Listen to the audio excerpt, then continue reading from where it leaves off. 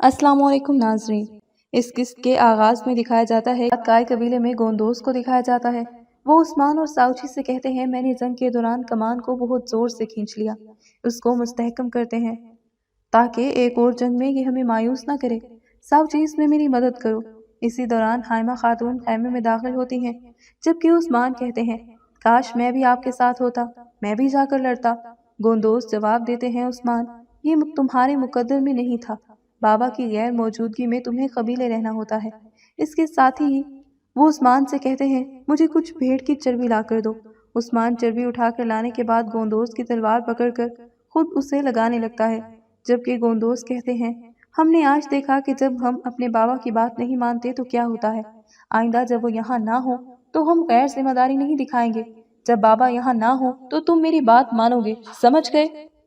समझ गए ना? उस्मान और साउची दोनों इस हुक्म को तस्लीम करते हैं, जबकि हाइमा खातून खैमे के दरवाजे के करीब खुशी के साथ ये सब कुछ सुन रही होती हैं। उस्मान के कमान ठीक करके वापस देने पर गोंदोज कहते हैं, ये बिल्कुल नई हो गई है। इस पर हाइमा खातून आगे आते हुए कहती हैं, ये इसलिए कि तुमने मिलकर इसे किया। गोंदोज हाइमा खातून के आने पर वो सब लोग खड़े होकर उनका इस्तकबाल करते हैं। गोंदोज पूछते हैं, सुलेमान कैसा है दादी जान? हाइमा खातून बताती हैं, वो ठीक है बेटा, और बेहतर हो जाएगा इंशाल्लाह। अगर कोई देखने वाली आंख हो तो ये काम जो तुमने किया है एक बड़ा सबक है। कोई आया और तुम में से किसी का कुछ बर्बाद कर दिया, लेकिन तुम सब मिलकर इसमें शामिल हुए और उसे ऐसा अच्छा बना दिया जिससे नया हो। ये भाईचारे की सबसे बड़ी कद्र कीमत है। अलहदगी में जिल्लत और तफाक में बरकत है। तुम्हारा भाई सुलेमान अब आ गया है।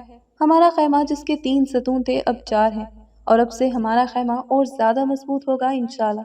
इन बातों पर उस्मान कहते हैं, उन्हें ठीक होने दें, फिर हम इकट्ठे शिकार के लिए जाएंगे। इसके बाद बेबुलात को अपने कमरे में दिखाया जाता है।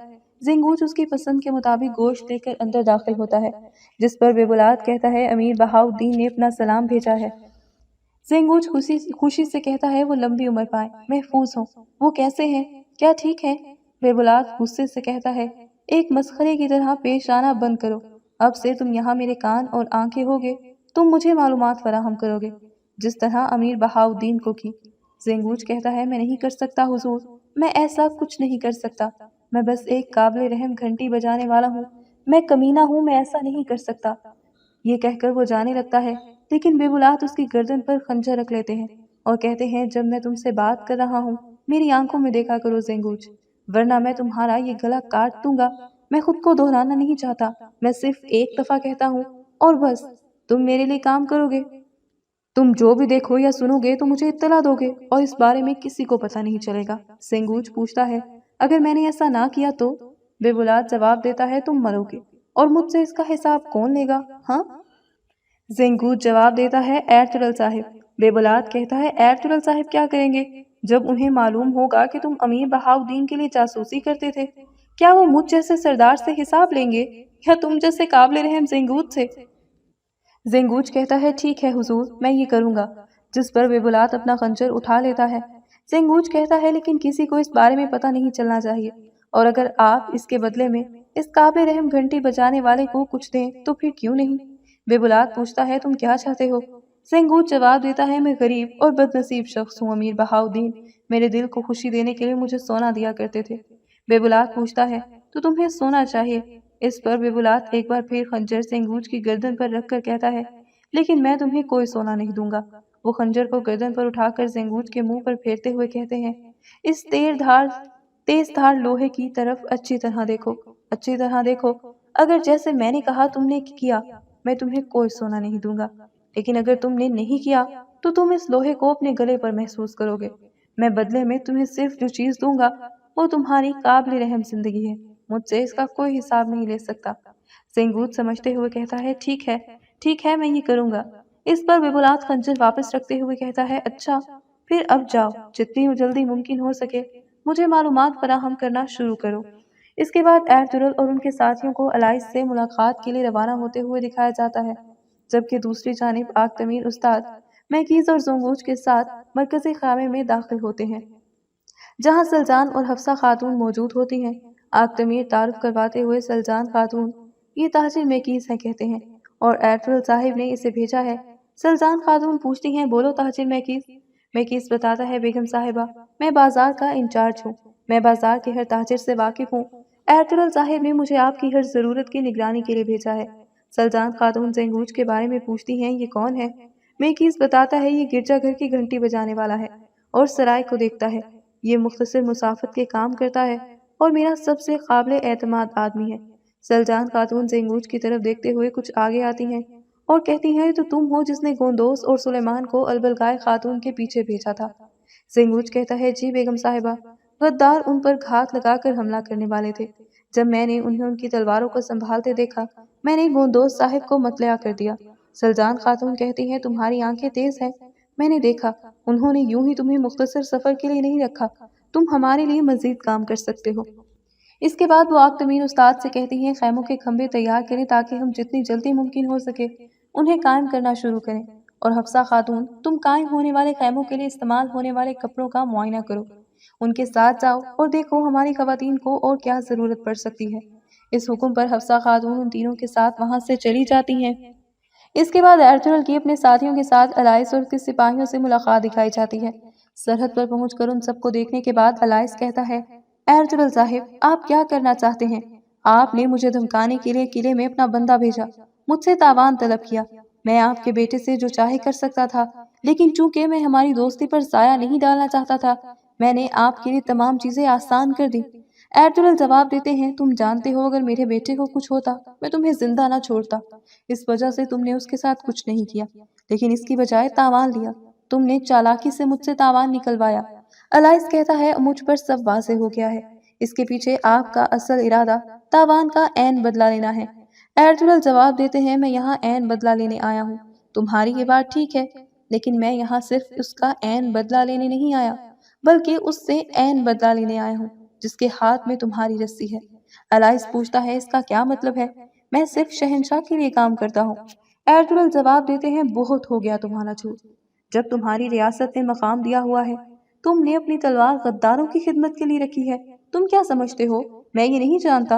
अब तुम मुझे वो दोगे जो मुझे चाहिए। अलाइस कहता है, आपको बहुत ज्यादा सोना चाहिए। एर्तुगरुल कहते हैं, सिर्फ सोना नहीं है जो मैं चाहता हूँ, इससे भी बहुत अहम चीजें हैं। जिस दिन गवर्नर यानी स्पोर्ट हुआ था, हमने उसे एक हार दिया था। वो हार अब कहाँ है? अलाइस बताता है, मुझे नहीं मालूम। मुझे किसी हार के बारे में कुछ मालूम नहीं। एर्तुगरुल पूछते हैं, गवर्नर उस हार की वजह से नहीं मरा, बताओ मुझे। दिरागोस ने उसे मार दिया था क्योंकि उसमें उस हार में उसका नाम था और तुमने वो हार ले लिया। अलाइस कहता है, आप क्या कह रहे हैं? ये बात बहुत दूर चली गई है। एर्तुगरुल जवाब देते हैं, तुम्हारा खेल खत्म है। मुझे मालूम है कि तुम दिरागोस के कुत्ते हो। अब तुम मुझे बताओगे कि तुम किसके आदमी हो और वो दिरागोस किस सुराख में छुपा है। इसके बाद काय कबीले में हाइमा खातून और सल्जान खातून को सुलेमान के पास आते हुए दिखाया जाता है। सुलेमान के होश में आने पर वो अल्लाह का शुक्र अदा करती। सल्जान खातून कहती हैं, अल्लाह का शुक्र है कि उसने तुम्हें हमारे लिए बचा लिया, लेकिन अपनी माँ को बताओ, तुमने खुद को खतरे में क्यों डाला? सुलेमान जवाब देते हैं, हम उन्हें जानबूझकर मरता नहीं छोड़ सकते थे। अम्मी जान, हमने अपना फर्ज अदा किया। हाइमा खातून कहती हैं, बेटी, अब ये सब खत्म हो गया है। मेरे बहादुर पर दबाव ना डालो। जिस पर बात बदलकर सल्जान खातून उसे बताती हैं, सुलेमान, हमारा कबीला अभी किसी भी वक्त आने वाला है। एर्तुगरुल साहिब ने किसी को हमारे कबीले की तमाम ज़रूरियात की तकमील को यकीनी बनाने के लिए मुकर्रर किया है। मैं कबीले के लिए सामान लेने उसके साथ बाजार जा रही हूँ। मैं बाजार को भी देखूंगी। तुम्हारी दादी यहाँ है, इसलिए मुझे तुम्हारी फिक्र की कोई ज़रूरत नहीं। सुलेमान जवाब देते हैं, आप जा सकती हैं अम्मी जान, मैं ठीक हूँ। हाइमा खातून भी तसल्ली देती हैं, तुम जाओ बेटी, अपने कामों को देखो, मैं यहाँ अपने बच्चे के साथ हूँ। सल्जान के जाने के बाद हाइमा खातून कहती हैं, ओ मेरे मेमने, ये सब गुजर जाएगा इंशाल्लाह। ये गुजर जाएगा दादी माँ की खुशी। इसके बाद सरहद पर मौजूद अलाइस को दिखाया जाता है। वो कहता है, क्या तुम समझते हो मैं ऐसे भारी मुतालबे पर हार जाऊंगा? मैं किसी चीज को भी कबूल करने से इनकार करता हूँ और ना ही मैं कुछ दे रहा हूँ। एर्तुगरुल पूछते हैं, क्या ये तुम्हारा हतमी फैसला है? अलाइस के इकरार करने पर एर्तुगरुल जवाब देते हैं, तो फिर चूंकि हमारी जुबान पर मजीद बातें नहीं बची, ये वक्त हमारी तलवारों के बोलने का है। इसके साथ ही एर्तुगरुल तलवार निकालते हैं, जिस पर उनके तमाम सिपाही तलवारें निकाल लेते हैं। अलहय्यू के नारों के साथ उनके हमला आवर होने पर अलाइस के तमाम सिपाही अपने हथियार लेकर आगे बढ़ते हैं और उनके दरमियान घमसान कारण पड़ता है। बहुत सारे सिपाहियों को मौत के घाट उतारने के बाद एर्तुगरुल के सामने अलाइस आता है। एर्तुगरुल उसे जख्मी करके जमीन पर फेंक देते हैं। एर्तुगरुल के बाकी साथी अलाइस के तमाम सिपाहियों को मौत के घाट उतारते चले जाते हैं, जबकि एर्तुगरुल अलाइस के हमला आवर होने पर एक बार फिर उसे जख्मी करके उसकी गर्दन पर तलवार रख लेते हैं। अलाइस को ये कमाल बनाने के बाद एर्तुगरुल अपने सिपाहियों से कहते हैं, ठहर जाओ, मैं इसे अपने पंजों से मारूंगा। अलाइस एर्तुगरुल के तलवार हटाने पर एक बार फिर हमला आवर होता है, जिस पर एर्तुगरुल उसे अपने घूंसों की जद पर रख लेते हैं और बगैर तलवार के ही मार मार कर उसका भरकस निकाल देते हैं।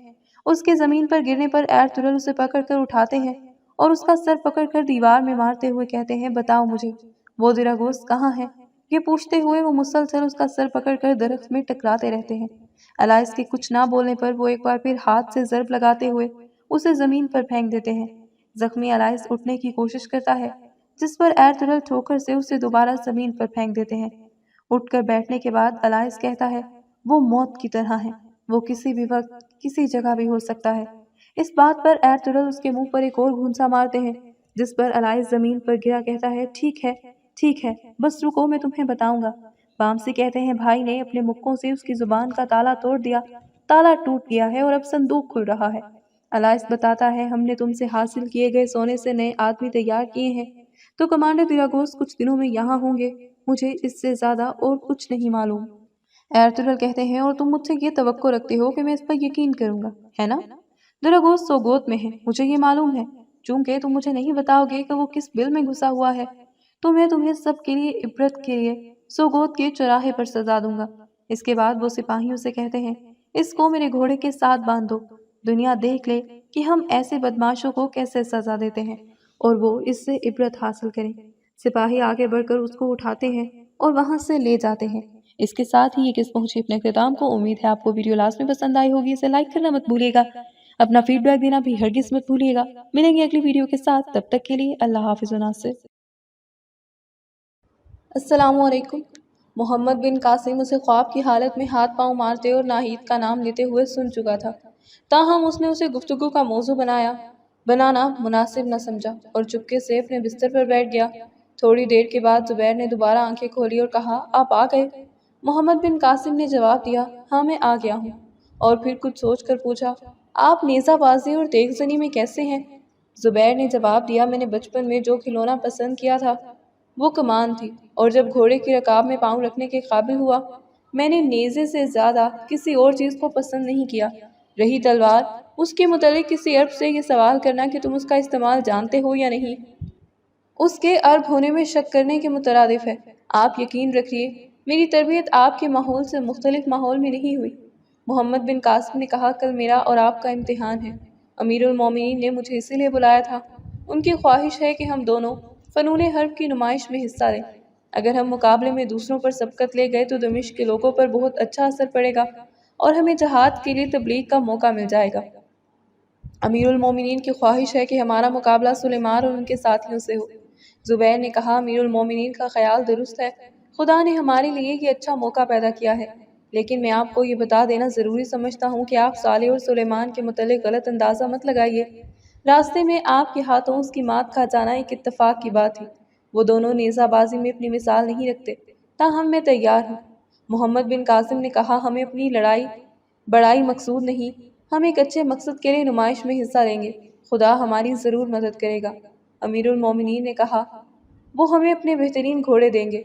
सुलेमान बिन अब्दुल मलिक ने एक कदे आदम आईने के सामने खड़े होकर ज़रा पहनी और खुद सर पर रखते हुए अपने साथियों की तरफ देखकर कहा, क्यों साले, मैं आम लिबास में अच्छा मालूम होता हूँ या सिपाहियाना लिबास में? सौले ने जवाब दिया, खुदा ने आपको एक ऐसी सूरत दी है जो हर लिबास में अच्छी लगती है। सुलेमान आईने की तरफ देखकर मुस्कुराया और फिर कुछ सोच कर बोला, मैं उस लड़के की सूरत पर रश्क आ गया था। वो नुमाइश देखने ज़रूर आएगा। अगर तुम में से किसी को मिल जाए तो उसे मेरे पास ले आओ। वो एक होनहार सिपाही है और मैं उसे अपने पास रखना चाहता हूँ। सौले ने ऐसा महसूस किया कि सुलेमान उसकी दुखती रग पर निश्तर जब हो रहा है। वो बोला, आप मुझे ज़्यादा शर्मिंदा मत कीजिए। इस वक्त तलवार पर मेरे हाथ की गिरफ्त मजबूत न थी और ये बात मेरे वहम में भी ना थी कि वो मेरी लापरवाही से फ़ायदा उठाएगा। सुलेमान ने कहा, अपने मद्दे मुकाबले को कमज़ोर समझने वाला सिपाही हमेशा मात खाता है। खैर, ये तुम्हारे लिए अच्छा सबक था।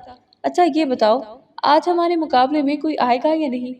सौले ने जवाब दिया, मुझे तो तवक्को नहीं کہ کوئی آپ کے مقابلے کی جرت کرے گا؟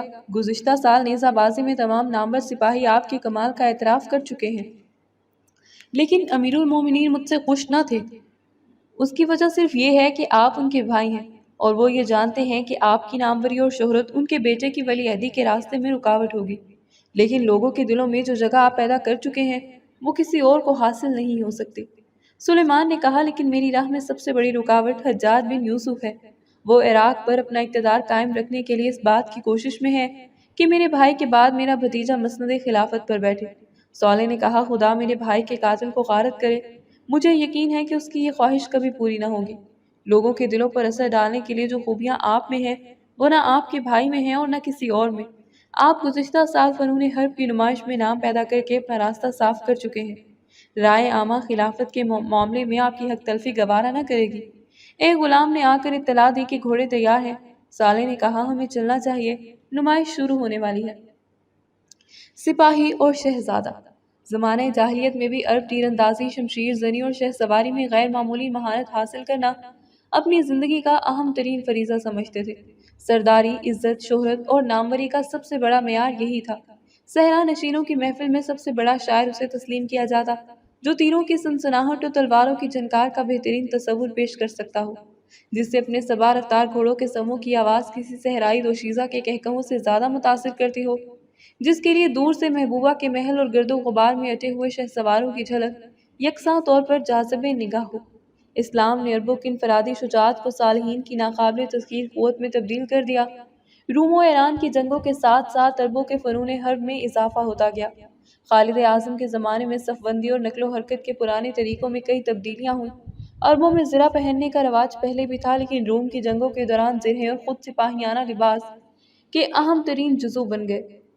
قلعہ بند شہروں کے جو طویل محاصروں کے دوران کسی ایسے آلے کی ضرورت محسوس کی گئی جو پتھر کی دیواروں کو توڑ سکتا ہو، اور اس ضرورت کا احساس منجنیق کی ایجاد کا باعث ہوا۔ یہ ایک لکڑی کا آلہ تھا جس سے بھاری پتھر کافی دور پھینکے جا سکتے تھے۔ اس کی بدولت حملہ آور افواج قلعہ بند تیر اندازوں کی زد سے محفوظ ہو کر شہر پناہ پر پتھر برسا سکتی تھی۔ اس کا تخیل کمان سے اخذ کیا گیا تھا، لیکن چند سالوں میں آلات حرب کے ماہرین کی کوششوں نے اسے ایک نہایت اہم آلہ بنا دیا تھا۔ قلعہ بند شہروں کے لیے تصحیح کی دوسری چیز جسے عربوں نے بہت زیادہ رواج دیا، دبابہ تھی۔ یہ لکڑی کا ایک چھوٹا سا قلعہ تھا جس کے نیچے پہیے لگائے جاتے تھے۔ چند سپاہی لکڑی کے تختوں کی آڑ میں بیٹھ جاتے اور چند اسے دھکیل کر شہر کی فصیل کے ساتھ لگا دیتے۔ پیادہ سپاہی اس کی پناہ میں آگے بڑھتے اور اسے سیڑھی کا کام لے کر فصیل پر چڑھ جاتے۔ کھلے میدان میں پیادہ فوج کی طرح عرب سوار بھی ابتدا میں تلوار کو نیزے پر ترجیح دینے کے عادی تھے، لیکن آہن پوش سپاہیوں کے مقابلے میں انہوں نے نیزے کی اہمیت کو زیادہ محسوس کیا، اور چند سالوں میں عرب کے طول و عرض میں تیر اندازی اور تیغ زنی کی طرح نیزہ بازی کا رواج بھی عام ہو گیا۔ شام کے مسلمان روم کی قربت کی وجہ سے زیادہ متاثر تھے، اور یہاں نیزہ بازی کو آہستہ آہستہ تیغ زنی پر ترجیح دی جانے لگی۔ عرب گھوڑے اور سوار دنیا بھر میں مشہور تھے، اس لیے دوسرے فنون کی طرح نیزہ بازی میں بھی وہ ہمسایہ ممالک پر سبقت لے گئے۔ دمشق کے باہر ایک کھلے میدان میں قریباً ہر روز نیزہ بازی کی مشق کی جاتی تھی۔ نیزہ بازی میں یونان کا قدیم رواج مقبولیت حاصل کر رہا تھا۔ ہمت آزمائی کرنے والے زرہ پوش شاہ سوار کچھ فاصلے پر ایک دوسرے کے سامنے کھڑے ہو جاتے۔ خطرے سے بچنے کے لیے زرہ خورد اور چار آئینے کے استعمال کے باوجود اصلی نیزوں کے علاوہ ایسے نیزے استعمال کیے جاتے جن کے پھل لوہے کے نہ ہوں اور اگلا سرا تیز ہونے کی بجائے کند ہو۔ ثالث درمیان میں جھنڈی لے کر کھڑا ہو جاتا اور اس کے اشارے پر یہ سوار گھوڑوں کو پوری رفتار سے دوڑاتے ہوئے ایک دوسرے پر حملہ آور ہوتے۔ جو سوار اپنے مد مقابل کی زد سے بچ کر اسے ضرب لگانے میں کامیاب ہوتا وہ بازی جیت جاتا۔ مات کھانے والا سوار کند نیزے کے دباؤ کی وجہ سے اپنا توازن کھو کر گھوڑے سے گر پڑتا اور تماشائیوں کے لیے سامان تضحیک بن جاتا۔ اس سال حسب معمول فنون حرب کی نمائش میں حصہ لینے کے لیے بہت سے لوگ دور دور سے آئے تھے۔ ایک وسیع میدان کے چاروں طرف تماشائیوں کا ہجوم تھا۔ ولید بن عبد الملک ایک کرسی پر رونق افروز تھا، اس کے دائیں بائیں دربار خلافت کے بڑے بڑے عہدیدار بیٹھے تھے۔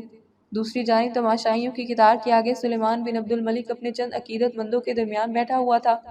نمائش شروع ہوئی۔ اسلحہ جات کے ماہرین نے منجنیق اور دبابوں کے جدید نمونے پیش کر کے انعامات حاصل کر لیے۔ تیر اندازوں اور شمشیر زنی کے ماہرین نے اپنے اپنے کمالات دکھائے اور تماشائیوں سے داد تحسین وصول کی۔ سلیمان کے 3 ساتھی تیر اندازی کے مقابلے میں شریک ہوئے اور ان میں سے ایک دوسرے درجے کا بہترین تیر انداز مانا گیا۔ اس کا دوسرا ساتھی صالح تلوار کے مقابلے میں یکے بعد دیگرے دمشق کے 5 مشہور پہلوانوں کو نیچا دکھا کر اس بات کا منتظر تھا کہ امیر المومنین اسے بلا کر اپنے قریب کرسی دیں گے، لیکن ایک نوجوان نے اچانک میدان میں آ کر اسے مقابلے کی دعوت دی اور ایک طویل اور سخت مقابلے کے بعد اس کی تلوار چھین لی۔ یہ نوجوان زبیر تھا۔ تماشائی آگے بڑھ بڑھ کر صالح کو مغلوب کرنے والے نوجوان کی صورت دیکھنے اور اس سے مصافحہ کرنے میں گرم جوشی دکھا رہے تھے۔ صالح غصے اور ندامت کی حالت میں اپنے ہونٹ کاٹ رہا تھا۔ ولید اٹھ کر آگے بڑھا اور زبیر سے مصافحہ کرتے ہوئے اسے مبارکباد دی، پھر صالح کی طرف متوجہ ہو کر کہا، صالح، تم اگر غصے میں نہ آ جاتے تو شاید مغلوب نہ ہوتے۔ بہر صورت میں اس نوجوان کی طرح تمہیں بھی انعام کا حقدار سمجھتا ہوں۔ سب سے آخر میں نیزہ بازی شروع ہوئی۔ کئی مقابلوں کے بعد 8 بہترین نیزہ باز منتخب کیے گئے اور آخری مقابلہ شروع ہوا۔ جوں جوں مقابلہ کرنے والوں کی تعداد گھٹتی جاتی تھی، داد و تحسین میں گلا پھاڑنے والے تماشائیوں کی جوش و خروش میں اضافہ ہوتا جاتا۔ بالآخر ایک طرف ایک اور دوسری طرف 2 نیزہ باز رہ گئے۔ تنہا رہ جانے والے سوار نے یکے بعد دیگرے اپنے دونوں مخالفین کو گرا کر اپنا خود اتارا اور عوام اسے پہچان کر زیادہ جوش و خروش کے ساتھ تحسین و آفرین کے نعرے بلند کرنے لگی۔ یہ نوجوان ایک یونانی نو مسلم تھا اور اس کا نام ایوب تھا۔ ایوب نے فاتحانہ انداز میں اپنا نیزہ بلند کرتے ہوئے اکھاڑے میں چاروں طرف ایک چکر لگایا اور اس کے بعد پھر میدان میں آ کھڑا ہوا۔ نقیب نے آواز دی، کوئی ایسا ہے جو اس نوجوان کے مقابلے میں آنا چاہتا ہے؟ عوام کی نگاہیں سلیمان بن عبد الملک پر مرکوز ہو چکی تھی۔ سلیمان نے سر پر خود رکھتے ہوئے اٹھ کر ایک حبشی غلام کو اشارہ کیا جو پاس سے ایک خوبصورت مشکی گھوڑے کی باگ تھامے کھڑا تھا۔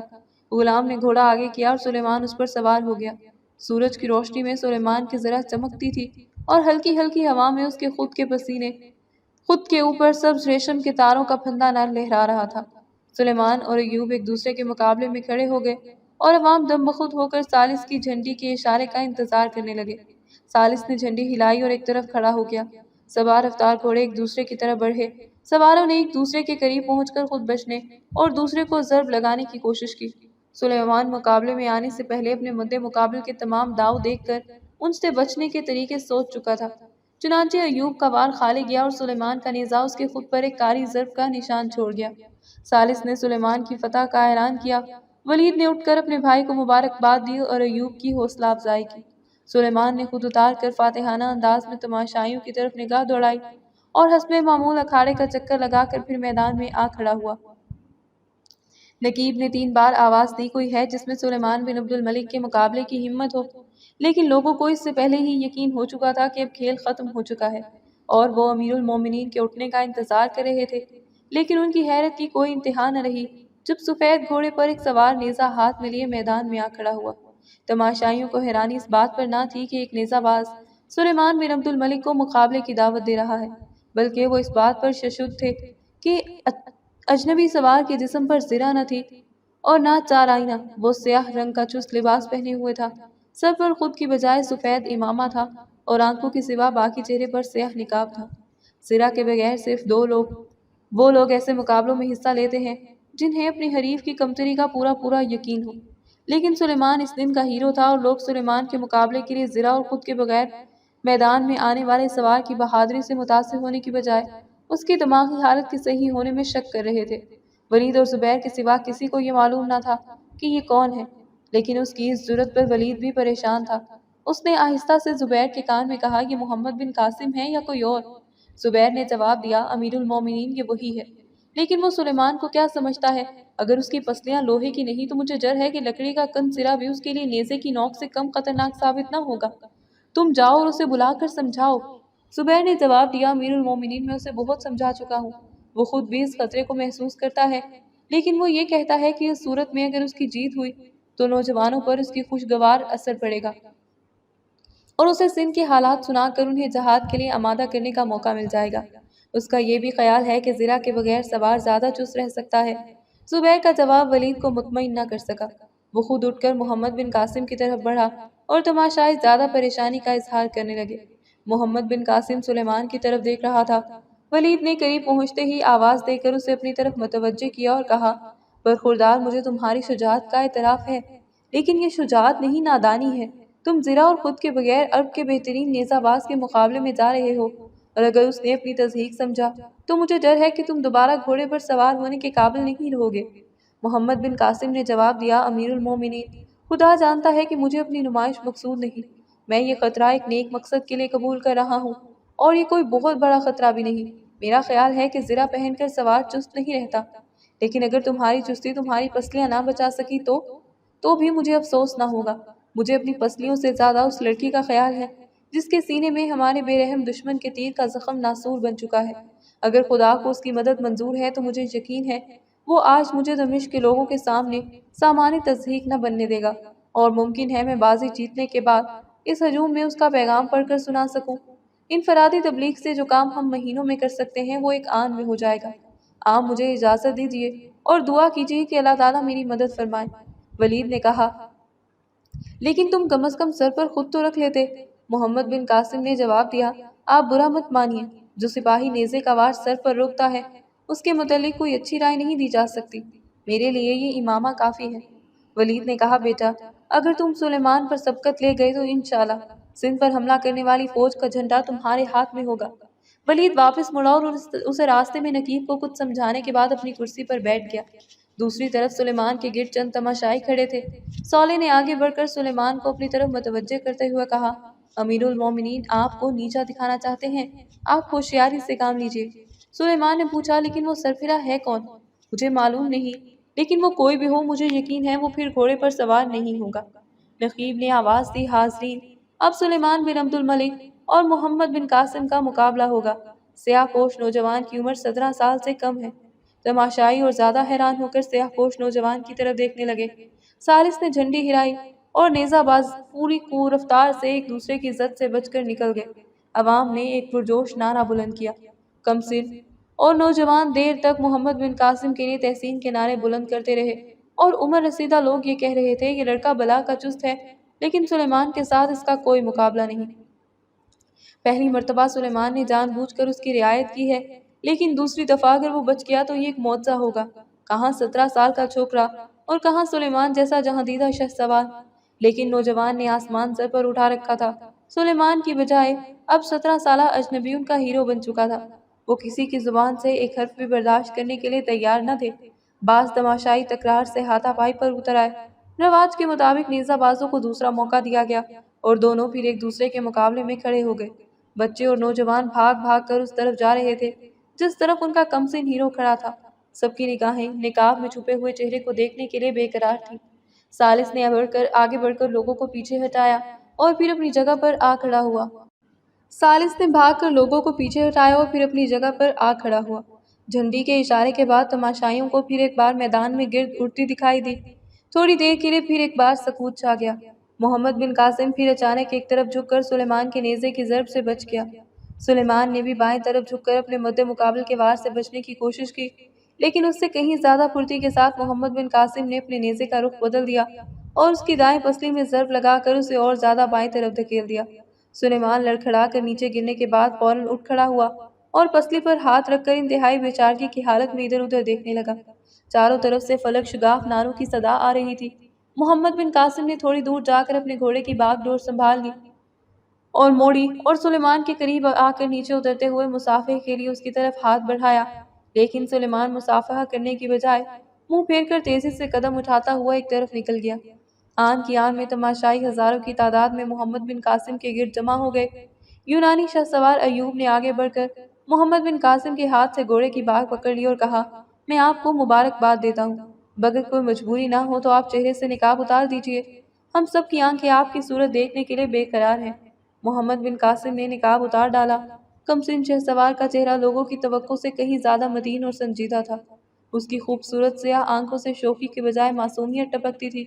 لوگوں کے نعرے اور پر اشتیاق نگاہوں کے جواب میں اس کا سکون یہ ظاہر کر رہا تھا، اسے بڑی سے بڑی فتح بھی متاثر نہیں کر سکتی۔ جو نوجوان اسے کندھوں پر اٹھا کر دمشق کی گلیوں میں اس کی شاندار جلوس نکالنے کے ارادے سے بڑھے تھے، دم بخود ہو کر اس کی طرف دیکھ رہے تھے۔ ایوب نے اپنے ایک عرب دوست سے کہا، میں سچ کہتا ہوں کہ میں نے یونان کے مجسموں میں بھی کوئی صورت بیک وقت اس قدر خوبصورت، معصوم، سادہ اور بارب نہیں دیکھی۔ ایک عرب نے پوچھا، آپ کہاں سے آئے ہیں؟ محمد بن قاسم نے جواب دیا، بصرہ سے۔ اس پر کئی لوگ یہ اصرار کرنے لگے کہ آپ ہمارے ہاں ٹھہریے۔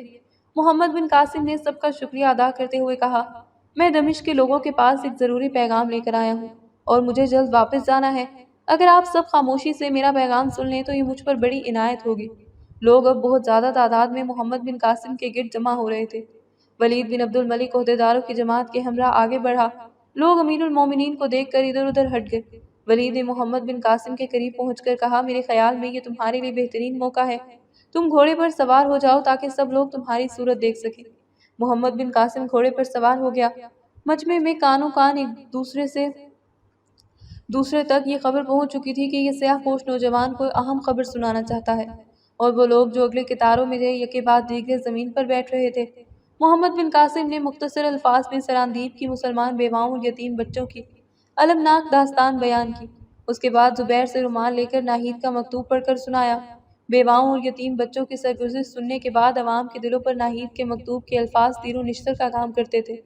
مکتوب سنانے کے بعد محمد بن قاسم نے رومال زبیر کو واپس دیتے ہوئے بلند آواز میں کہا، فرایان اسلام، میں تم میں سے اکثر کی آنکھوں میں آنسو دیکھ رہا ہوں، لیکن یاد رکھو، ستم رسیدہ انسانیت کے دامن پر ظلم کی سیاہی کے دھبے آنسوؤں سے نہیں، خون سے دھوئے جاتے ہیں۔ جبر و استبداد کی جو آگ سندھ کے وسیع ملک میں سلگ رہی ہے، ہم نے دور سے اس کی ہلکی سی آنچ محسوس کی ہے، اور وہ اس لیے کہ ہمارے چند بھائی، چند مائیں اور چند بہنیں اس آتش کدے میں جل رہی ہیں، لیکن ہمیں ان لاکھوں بے کسوں کا حال معلوم نہیں جو مدت سے سندھ کے استبدادی نظام کی زنجیروں میں جکڑے ہیں۔ یہ تیر جو ایک مسلمان لڑکی کے جسم میں پیوست ہوا، ان لاکھوں تیروں میں سے ایک تھا جن کی مشق سندھ کا مغرور جابر حکمران اپنی بے کس رعایا کے سینوں پر کرتا ہے۔ آج سندھ میں اگر ہماری بہنیں اور بھائی قید خانے کی تاریک کوٹری میں مجاہدین اسلام کے گھوڑوں کی ٹاپ سننے کے منتظر ہیں، آج اگر وہ اللہ اکبر کے ان نعروں کا انتظار کر رہے ہیں جن میں اب بھی دیول کے قلعے کی مضبوط دیواروں پر زلزلہ طاری کر دینے کی قوت موجود ہے، تو مجھے یقین ہے کہ سندھ کے عوام جو برسوں سے ظلم و استبداد کی آگ میں جلتے ہیں، افق مغرب سے رحمت کی ان گھٹاؤں کے منتظر ہیں جو آج سے کئی برس پہلے آتش کدہ ایران کو ٹھنڈا کر چکی ہے۔ ان کے مجروح سینوں سے یہ آواز نکل رہی ہے، اے کاش وہ مجاہدین جنہوں نے اپنے خون سے باغ آدم میں مساوات، عدل، انصاف اور امن کے پودے کی آبیاری کی ہے، سندھ کے حکمران کے ہاتھوں سے ظلم کی تلوار چھین لیں اور ان کے گھوڑے ان خاردار جھاڑیوں کے مسل ڈالیں جن کے ساتھ انسانیت اور آزادی کا دامن الجھا ہوا ہے۔ مسلمانوں، یہ خبر ہمارے لیے بری بھی ہے اور اچھی بھی۔ بری اس لیے کہ ہمیں اپنے بھائیوں اور بہنوں کا حال سن کر دکھ ہوا، اور اچھی اس لیے کہ حق و صداقت کی تلوار کے سامنے کیسر و کسریٰ کی طرح ایک اور مغرور سر اٹھتا ہے۔ آؤ اسے بتا دیں کہ ہماری تلواریں کن نہیں ہوئی۔ گزشتہ چند برسوں میں ہمارے اندرونی خلیفشار نے ہمیں بہت نقصان پہنچایا۔ وہ سلطنتیں جو ہمارے آباء و اجداد کے نام سے تھرراتی تھی، آج ہمارے خلاف اعلان جنگ کر رہی ہیں۔ ایک مظلوم لڑکی کا یہ خط اگر تمہاری رگوں میں حرارت پیدا نہ کر سکا تو یاد رکھو، روئے زمین پر ہماری عظمت اور عروج کے دن گنے جا چکے ہیں۔ لیکن میں مایوس نہیں، میں تم میں سے کسی کے چہرے پر مایوسی نہیں دیکھتا۔ میں صرف یہ کہوں گا کہ ایک شجاع قوم غفلت کی نیند سو رہی ہے، اور اس قوم کی ایک غیور بیٹی بلند آواز میں یہ کہہ رہی ہے، اسلام کے غیور بیٹو، تم تو روئے زمین کی ہر بہو بیٹی کی عصمت کی حفاظت کے لیے پیدا ہوئے تھے، اور آج تمہاری یہ حالت کہ تمہاری اپنی بہو بیٹیوں کو پابہ زنجیر برہمن آباد کے بازاروں میں کھینچا جا رہا ہے۔ عوام جذبات سے مغلوب ہو کر ولید بن عبد الملک کی طرف دیکھ رہے تھے۔ ایک معمر شخص نے آگے بڑھ کر کہا، اگر ہم سے پہلے یہ خبر امیر المومنین تک پہنچ چکی ہے تو ہم حیران ہیں کہ انہوں نے ابھی تک سندھ کے خلاف اعلان جہاد کیوں نہیں کیا۔ ہجوم آتش فشاں پہاڑ کی طرح بھرا بیٹھا تھا، چاروں طرف جہاد جہاد کے فلک شگاف نعرے گونجنے لگے۔ محمد بن قاسم نے دونوں ہاتھ بلند کر کے لوگوں کو خاموش کیا اور پھر اپنی تقریر شروع کی۔ میرے مخاطب وہ لوگ نہیں جو ایک ہنگامی جوش کے باعث چند نعرے لگا کر خاموش ہو جاتے ہیں۔ زندہ قومیں نعرے بلند کرنے سے پہلے اپنی تلواریں بے نیام کر کے میدان میں کودتی ہیں۔ تم دمشق میں چند نعرے لگا کر ان نگاہوں کی تشفی نہیں کر سکتے جو یہاں سے ہزاروں میل دور تمہاری تلواروں کی چمک دیکھنے کے لیے بے قرار ہیں۔ امیر المومنین کو اپنی ذمہ داری کا احساس ہے، لیکن انہوں نے ابھی تک تمہارے نعرے سنے نہیں ہیں۔ کاش ان نعروں کے ساتھ وہ تلواریں بھی نیام سے باہر آنے کے لیے بے قرار ہوتی جن کی نوک کے ساتھ تمہارے آباء و اجداد ستوت اسلام کی داستان لکھ گئے ہیں۔ میں دیکھنا چاہتا ہوں کہ قادسیہ اور اشنادین کے مجاہدوں کی اولاد میں زندگی کی کوئی رمق باقی بھی ہے یا نہیں۔ اس میں شک نہیں کہ ہماری تمام افواج ترکستان اور افریقہ کے میدانوں میں مصروف جہاد ہیں، لیکن تم میں سے کون ایسا ہے جو تلوار کا استعمال نہیں جانتا؟ اگر ہمت کریں تو ہم سندھ کے میدانوں میں یرموک اور دمشق کی یاد پھر زندہ کر سکتے ہیں۔ آج تم کو اپنے آباء و اجداد کی طرح یہ ثابت کرنا ہے کہ ضرورت کے وقت ہر مسلمان سپاہی بن سکتا ہے۔ اب تمہاری تلواریں دیکھ کر میں امیر المومنین سے اعلان جہاد کی درخواست کرتا ہوں۔